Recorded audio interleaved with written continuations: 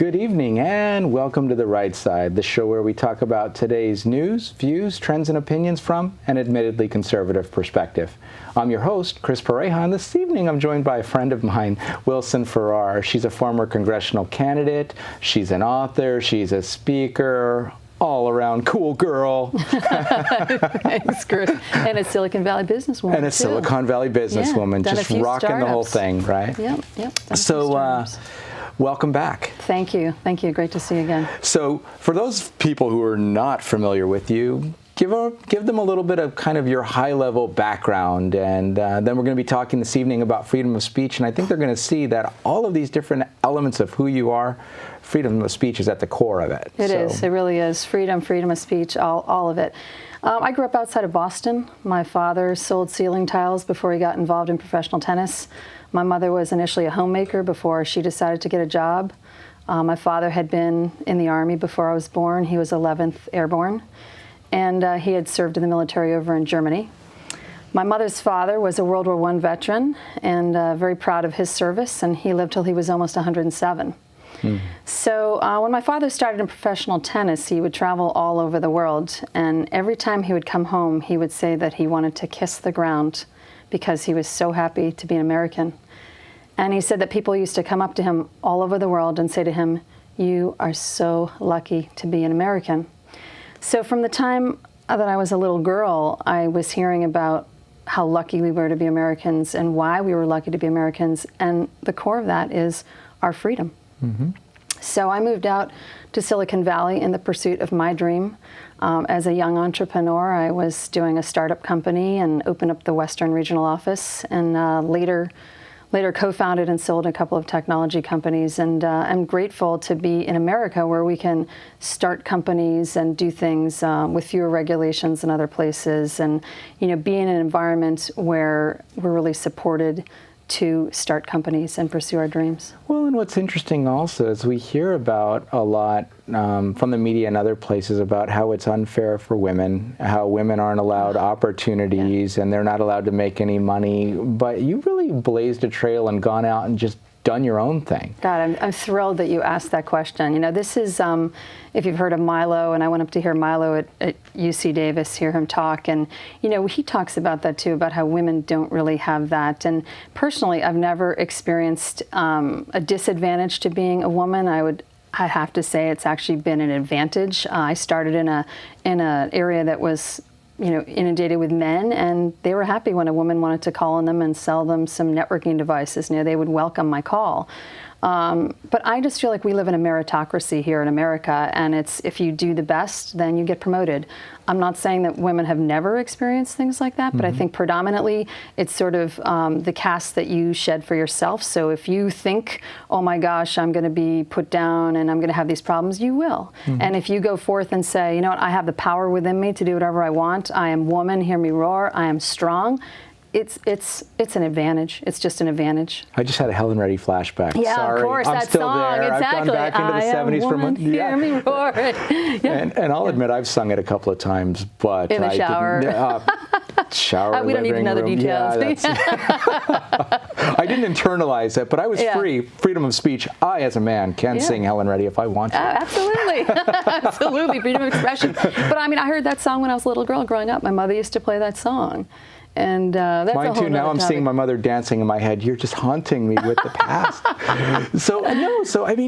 You've gone out, you've been woman, you've roared, you've run for Congress. Yeah, that was interesting. And you've written the book. And I'm working on a novel. I'm working on a novel right now. And so you're not even stuck in the same type of book, because this one was for children about freedom. Yes. And now there's a novel coming. Like, you're not limited to only writing one type Imagine that. For my freedom of thought, my freedom of speech, it's my freedom of spirit. And you can change directions and everything? Yeah, on a whim, on my a woman's right, a person's right. Change your mind. Wow, crazy. Yeah, and if you think it, you can do it. Wow. Yeah, people said to me, "You're getting out of control. I think you're going to just have to tame it down." Thank God. Good. Yeah. Don't try to keep me in control. Someone said, "I'll try to control you." No, good luck. Yeah. Good luck. Yeah. It was running for Congress. People asked, how did I run for Congress? And it was real simple. I mean, I was sitting around a dining room table, I imagine very much like how you decided to your pursuit of Congress also. And I was distraught by what was happening in our government, this overbearing government, just, higher taxes heaped upon us, the health care that they were going to tell us how to do it. And I looked at my friends and I said, you know what? I said, I should run for Congress. And they said, oh, yeah, you should. I mean, nobody laughed. Everybody was like, you should. So, I mean, I just printed some cards and got started and found a very supportive atmosphere. And you were there all along the way. Well, and I was just shocked. Was it the radio? Was it the Mike Huckabee show? It was Huckabee. I called in. Yeah, you're on a national radio show announcing your candidacy, and I'm like, I only know one Wilson, and that sounded like her. It's gotta be her. Hello, yeah. And it was. Well, I think I heard this great quote. I think it was Sir Anthony Hopkins said, and he was quoting someone else. He said, "Be brave, and mighty forces will come." And I've always sort of had that attitude. I remember being like at 10 years old thinking I've got the power within me to do whatever I want. And, it wasn't anything my parents told me. It was probably something that God put in my head. But I just had this feeling that, you can do anything. Right. And I still have that. And that's why, I'm still reinventing. I'm still doing new things. So that's why when it was running for Congress, I thought, sure, why not? I can do that. Right. And why can't I start a company? And so to all the listeners and viewers out there, I say the same thing. Like, if there's something you want to do, just do it. Right. Just do it. It's really true. And so, but you're concerned about this constant attack on freedom of speech and freedom of thought. Yeah. And it would limit your ability to do the things you've done. Yeah. But talk to me about where you're seeing some of the risks in society and kind of the fallout of that. Yeah.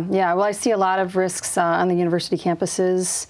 I see a lot of risks, even, quote, famous people who are out there doing their thing, the rappers and this and that, and all of a sudden they're being tamped down too, and they're making these sweeping apologies because they've offended someone.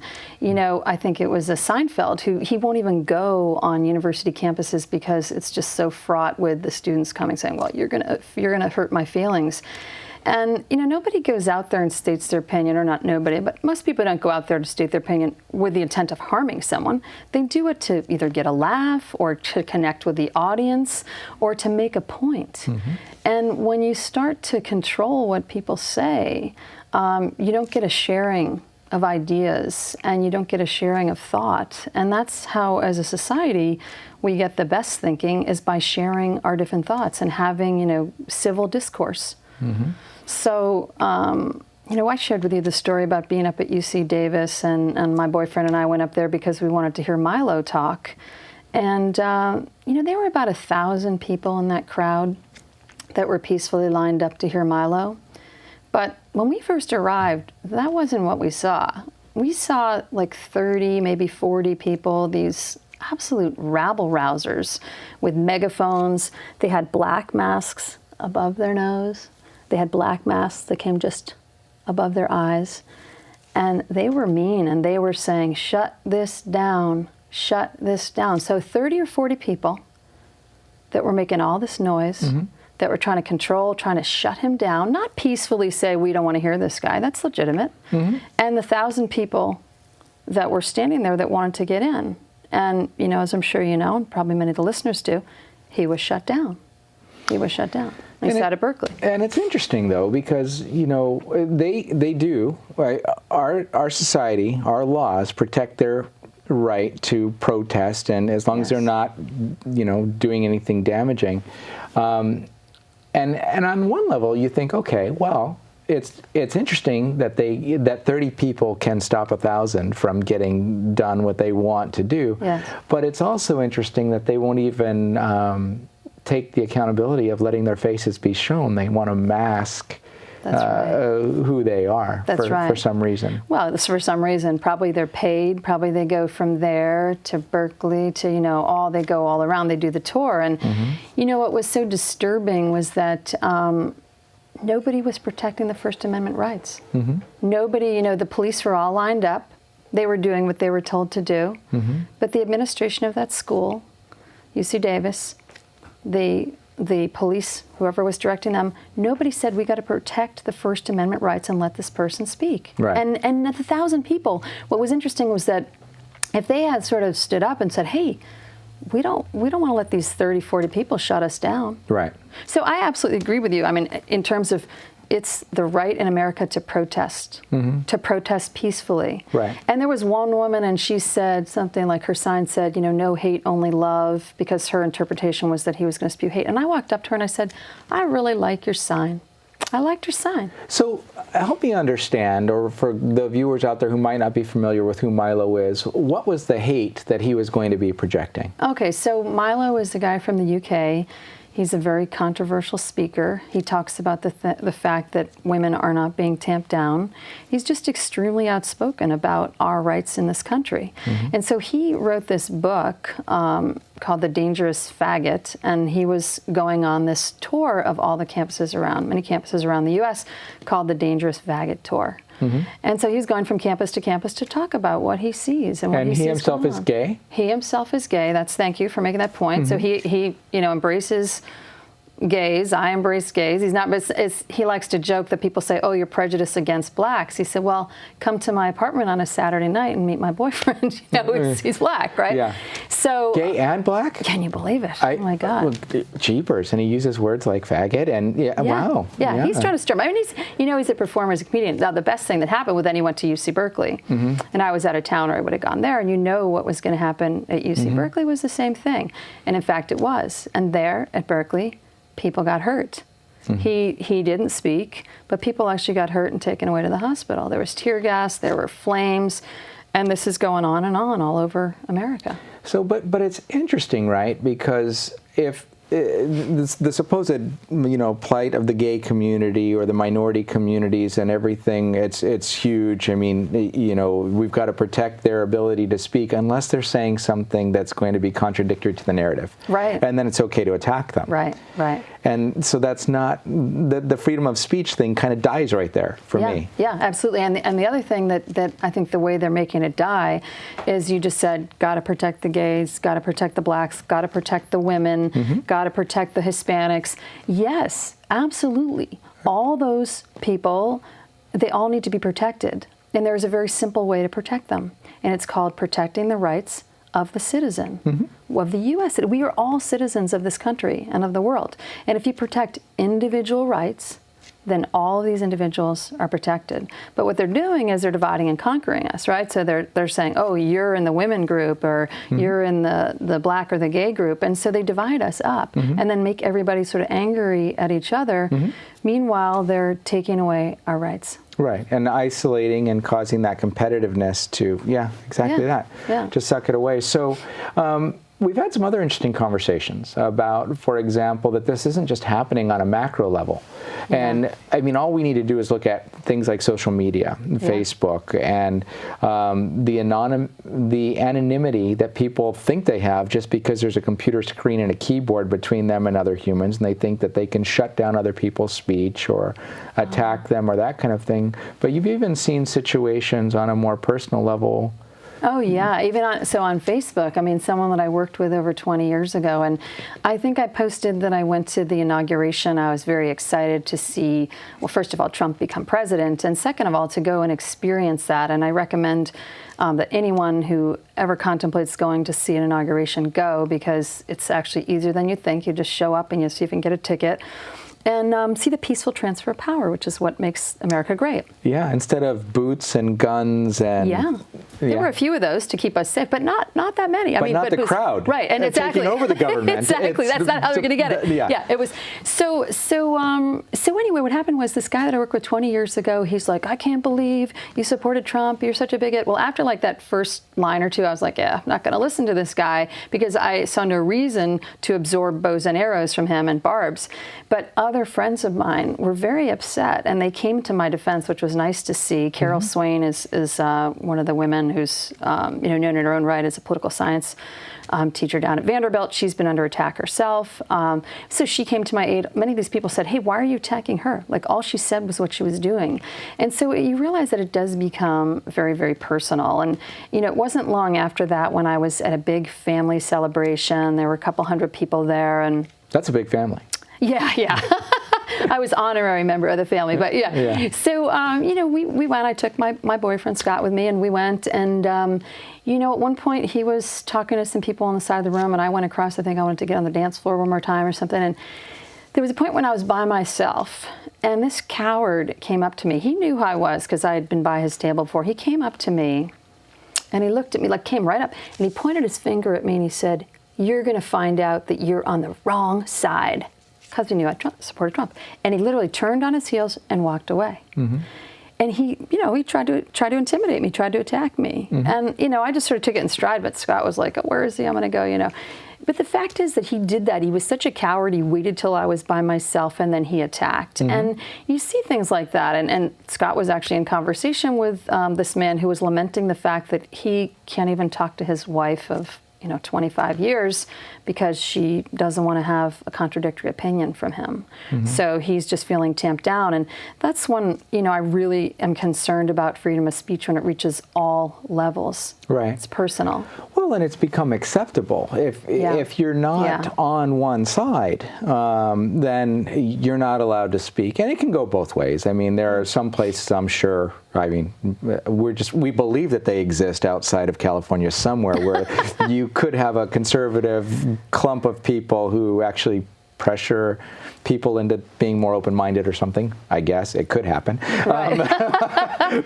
But yeah, in California, it can be very daunting, or people feel like, the Conservative Forum has been underwriting this show for 6 seasons, but they've said, there are more than 300 to 500 conservatives in the Bay Area that actually will show up in public and get together. It's a crazy thing, right? Yeah. But that is more of that fear of voicing your opinion, and feeling like you should be ostracized for doing it, and you're the only one. I have to say it's so empowering when you do speak your opinion, though, and that's my ask to the listeners and my advice to them is just hold on to your voice and speak it loud, because that's really where you do still remain free and where you help to spread the freedom. And so I've been at events. I was at a ladies' party. There were probably 40, 50 women there. And it was right after the election. And of course, probably 98% of these women were liberal. And, I was nice that I was invited. I don't think they all knew where I stood. And one of the women said, "Oh, everyone's so depressed right now. Let's take a picture and we'll post it on Facebook and say, isn't this nice? We're being positive." So I raised my hand and I said, "Excuse me." I said, "Could you please mention also that there were people of various political backgrounds here?" I said, because I think that'll really make people feel good, is that if they know that they're Democrats, liberals, Democrats, independents, Republicans here, then they can really feel good. And people, their jaws drop. They're like, "Oh my God, she's obviously a conservative," Did you need a mop to clean up the heads that were exploding around the room, or did they self-manage? They self-managed, and actually it was great. And you know what? Several of them came up to me afterwards and they said, "Thank you for saying that. Thank you for doing that." Maybe they were conservative and maybe they weren't, but they were glad that, because we want to be together. And my family, there are a lot of Democrats in my family. I love my sister and her family. We don't let this get in our way. We know that blood is much stronger than that. Family's more important. And it's the same with friendships. Scott always jokes with me because we'll go out and be walking around and, I'll meet someone and get the sense pretty quickly that maybe we're thinking about things differently. And I'll say to him, "You know what? We can still be friends. It's okay." Right. But I have to voice my opinion and I have to let people know. And I'm always amazed when other people come up and they say, "Thank you so much for saying what you said, because I want to say it too." So we need to embolden each other. Right. Well, if we even look at the way the election turned out, and so many people were not voicing their opinions, which was why the country was kind of shocked. Not publicly. They weren't voicing it, but when it came to the voting box, quiet in the booth, and it's like, that's right. Nobody's looking. I can be myself in here. That's right. And it is, so that the quiet majority in this case actually was feeling okay with voicing their opinion. But it's interesting because there are, I think of the voting and I think of infringement and I think of how there are movements in some circles to try to make voting more public. Of course, and take away the anonymity of the ballot box, so you know exactly who to go after if things don't work out correctly. And that is more freedom of speech violation that's being plotted. Yeah, and I did several interviews after UC Davis, and my message to everybody, and I know it's the same thing that you talk about all the time, is that if you take away freedom of speech for one side, you take away it for the other. So it doesn't matter. It's we all have to have freedom of speech, so we all need to fight for that, whatever side we think we're on, or whatever our political persuasion or other orientations. We all have got to preserve that. Well, and I think that is an important thing to just think about as law generally. If you look at, for example, in the last administration, there were a lot of executive orders, and the non-Obama supporting side was up in arms and saying, I can't believe he's writing so many executive orders. And Obama's supporters were saying, we want him to write more and just take it by force. Yeah. And now they've seen the switch, where Trump is doing executive orders, and now people that were happy before are miserable, people that were miserable before are happy. But we do have to keep in mind, if there's a hammer that's going to be swung, it can just as easily be taken and swung back at you. That's right. And that's where we do have to protect the Constitution. We do have to protect the rights. The First Amendment is not, and I've said it lots of times, I'll say it for the rest of my life, it's not to protect the people we agree with. Yeah. It's to protect the people that we really would like to hurt. Yeah, right. But, you know, and you think of like all the people, so many of our ancestors that came to this country because they wanted to pursue their dreams, and whether it's, you know, artists and dancers, and you get one of the reasons this country is so great is because people, the best of the best from the rest of the world, came here and said, I want to work, I want to perform, I want to do my art, I want to do my thing. And that's what makes this country great, is when you can express yourself, whether it's within a friendship, whether it's within a family. You let your kids be who they are. You let them stand out and, you know, wear purple, whatever they want. Right. You know, orange, whatever. It's just, they got to be themselves. Right. And, you know, I think that one of my messages to people is write letters, not checks, to these universities and say, until you start allowing freedom of speech on your campus, I'm not going to write you any more checks. So if people want to get a hold of you, because we do have to wrap up, if they want to get a hold of you, what's the best way? Facebook, Google you? Oh, yeah, all the above. So I'm on Facebook, Wilson Farrar at Facebook. They can go to my website, either thescooterbook.com or wilsonfarrar.com, either one. And I'd love to hear from them. Excellent. Well, thank you for exercising your freedom of speech this evening. And if you'll hold on for just a moment, we'll be back after a word from our underwriters, the Conservative Forum. Thanks, Chris.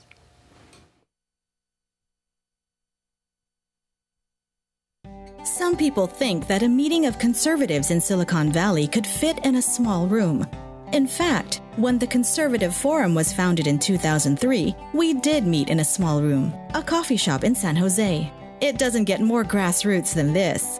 It may surprise you that there are thousands of people right here in Silicon Valley who share your principles of liberty, free markets, and limited government.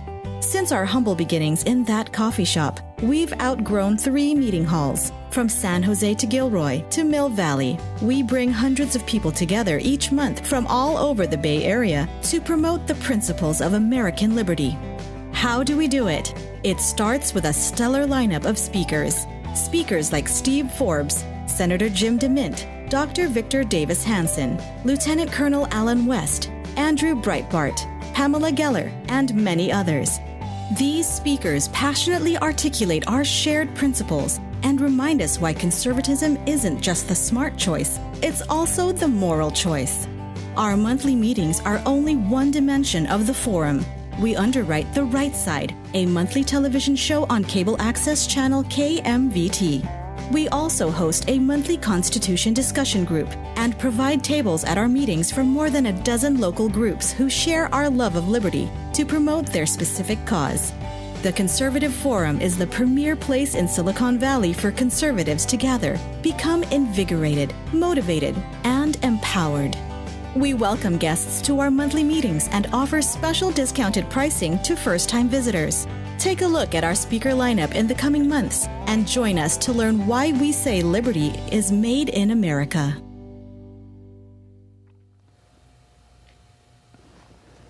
And that was a word from our underwriters, the Conservative Forum. They've been underwriting the show for, this is our 6th season, but what they're best known for is their speaker series. Is usually second Tuesday of each month at the IFES Portuguese Hall at 432 Sterling Road here in Mountain View, just 3 minutes from here. They start around 7 o'clock in the evening, and they bring in speakers from around the country and around the world. In May, for example, Melanie Phillips will be joining us, and she's a British journalist, a broadcaster, and an author, and she's going to be talking about Islam and its impacts on Europe.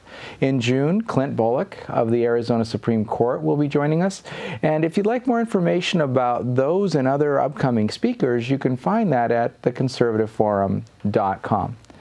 And in closing this evening, it was refreshing to have Wilson on the show and to talk a little bit about freedom of speech in an informal kind of a format. But really, the questions do run deep about how much of an infringement on our freedom of speech are we experiencing? Do we even recognize the way that that's occurring?